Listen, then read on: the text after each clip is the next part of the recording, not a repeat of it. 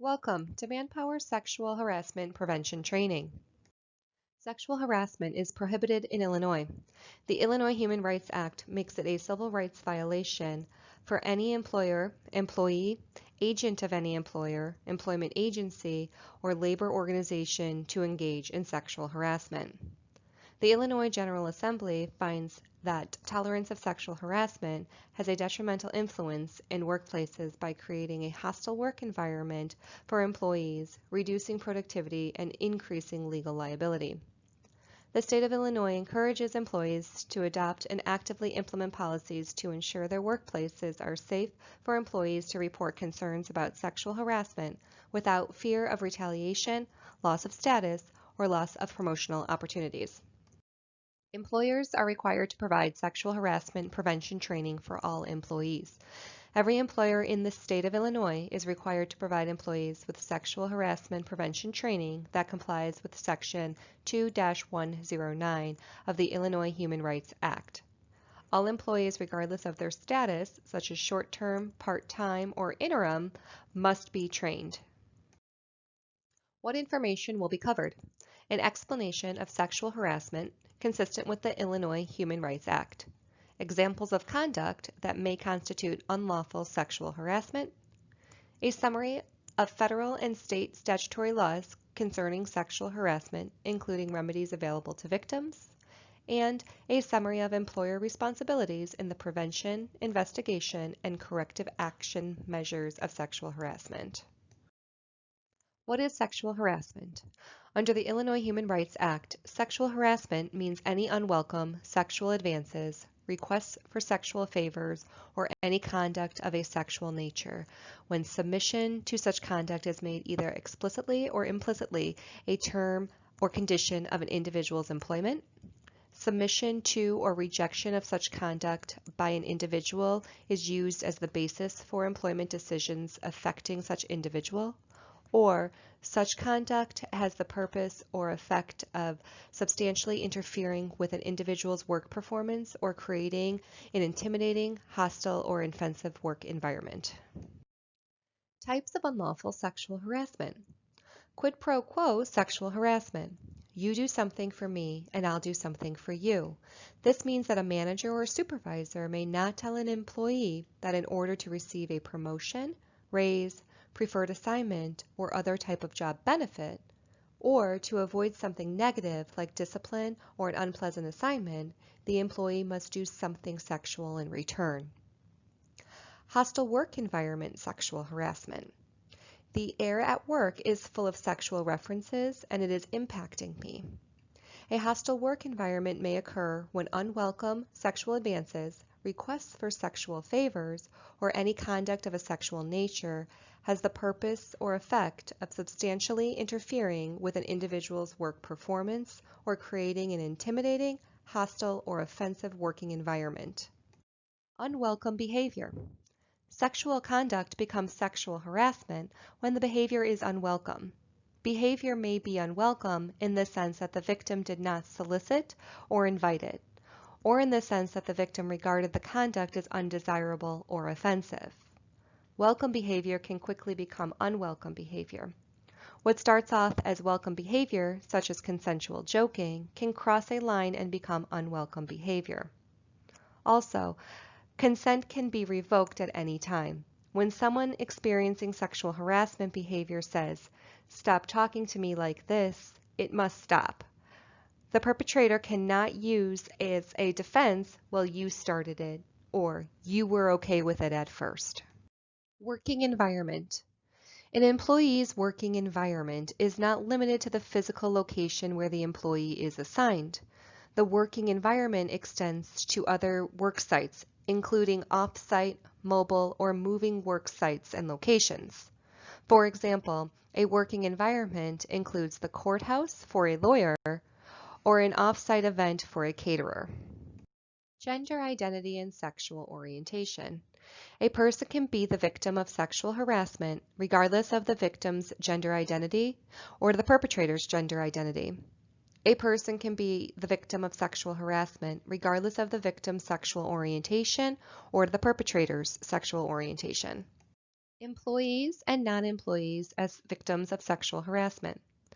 The Illinois Human Rights Act protects employees and now non-employees from sexual harassment.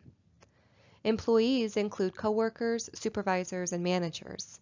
Non-employees include persons who are not employees but are directly performing services for an employer, such as contractors or consultants, independent contractors, or gig workers. Victims of sexual harassment can include employees and non-employees when sexually harassed by other employees or non-employees. Victims of sexual harassment can include not only the target of the sexual harassment, but also those employees or non-employees who are bystanders or witnesses to the sexual harassment. What are examples of inappropriate conduct? Sexual harassment includes unwelcome conduct of a sexual nature, sexual advances, and requests for sexual favor. Examples include pressure for sexual favors or to go out on a date, deliberate touching, leaning over, or cornering another person, sexual looks or gestures or whistles at someone, sending letters, telephone calls, emails, texts, or other materials of a sexual nature, sexual teasing, jokes, remarks, or questions, referring to another as a girl, hunk, doll, babe, honey, tootsie, actual or attempted rape or sexual assault. Continued examples of inappropriate conduct.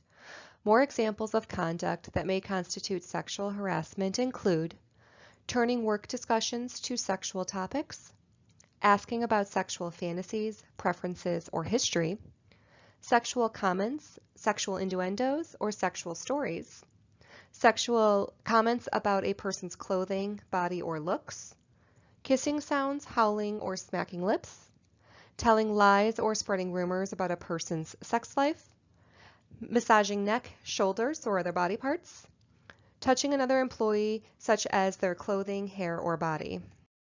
Sexual harassment in online environments. Conduct online and through social media can constitute sexual harassment even when it occurs off the clock, off-site, or even out of state. Online sexual harassment includes using email, cell phone texts, internet posting, online comments, blog posts, and social media such as Facebook, Twitter, LinkedIn, Instagram, YouTube, and Snapchat to send communications of a sexual nature.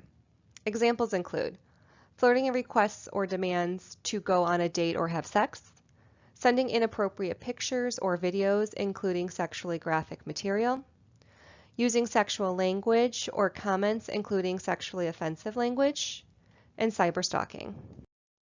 What can I do if I experience, witness, or become aware of unwelcome sexual conduct? If you experience, witness, or become aware of unwelcome sexual conduct, know that you have the right to tell the person to stop. The initiating and participating persons must stop the unwelcome behavior upon request. If they continue the behavior or retaliate against you because you asked them to stop, they can be found to have violated the law by engaging in sexual harassment or retaliation. You have the right to report the sexual harassment. Several reporting options are available. The option you choose may depend on the nature and the severity of the unwelcome conduct of a sexual nature. Persons who report sexual harassment or participate in investigations are protected from retaliation. Reporting procedures. As a Manpower employee, all reports of sexual harassment are to be directed to a Manpower supervisor or manager. A contact is available at the nearest office and available Monday through Friday, 8 a.m. to 5 p.m. Aurora, 630-898-2990. Yorkville, 630-553-1495. Elgin, 847-426-4300. Crystal Lake, 815-893-6940. Support Center, 630-898-2100. Manpower will investigate all incidents of reported sexual harassment. Other ways to report. Reporting sexual harassment to the Illinois Department of Human Rights, IDHR. The IDHR is a state agency responsible for enforcing the Illinois Human Rights Act. Complainants or victims of sexual harassment may file a charge at any time within 300 days of the incident. To start the process, submit a complainant information sheet to IDHR at www.illinois.gov/DHR. Reporting sexual harassment to the U.S. Equal Employment Opportunity Commission, EEOC. The EEOC is responsible for enforcing Title VII of the Civil Rights Act of 1964, the federal law that makes it illegal to engage in sexual harassment retaliation. Complainants or victims of sexual harassment may file a charge at any time within 300 days of the incident. To start the process, call or visit the EEOC website at www.eeoc.gov. Employer responsibilities. We will now discuss employer responsibilities and liabilities concerning incidents of sexual harassment in workplaces, including their responsibilities to prevent the incidents of sexual harassment in their workplaces, investigate incidents of sexual harassment in their workplaces, and correct the incidents of sexual harassment in their workplaces. Prevention. Develop, implement, and regularly communicate the employer's sexual harassment policy. Provide training for managers and employees on sexual harassment prevention. Ensure clear communication on how to report incidents of sexual harassment or conduct of a sexual nature. Managers and supervisors should monitor their work environment to ensure the workplace is free of sexual harassment. Supervisors should be aware of the conduct within their supervision. Managers and supervisors must lead by example and model appropriate conduct. Refrain from engaging in conduct of a sexual nature. Managers and supervisors should conduct a sexual harassment climate check-in throughout the year. Discuss the topic at a team or staff meeting, in service day, or as part of a structured communication, such as a division unit newsletter. Investigation. Immediately respond to a complaint of sexual harassment and initiate an inquiry or investigation. Interview the complainant or the victim and take reasonable action to protect the victim from retaliation or experiencing further sexual harassment during the investigation. Interview all relevant witnesses. Interview the alleged perpetrator of the sexual harassment. Document the investigation results and maintain the file as an employment record. Take corrective action as appropriate. Corrective measures. Take appropriate corrective disciplinary action up to and including termination of employment where organizational policy has been violated. In situations where the conduct in question did not rise to the level of sexual harassment or a violation of policy, but is concerning or may be considered grooming behavior, consider counseling, training, and a closer supervision of the employee. Take reasonable action within the organization to reduce the likelihood of future sexual harassment incidents by updating policies and communicating them to the workforce.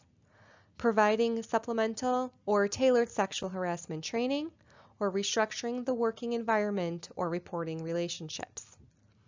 Follow up with the complainant, the victim, at irregular intervals to ensure they are and the workplace remains free and safe from sexual harassment. Remedies available.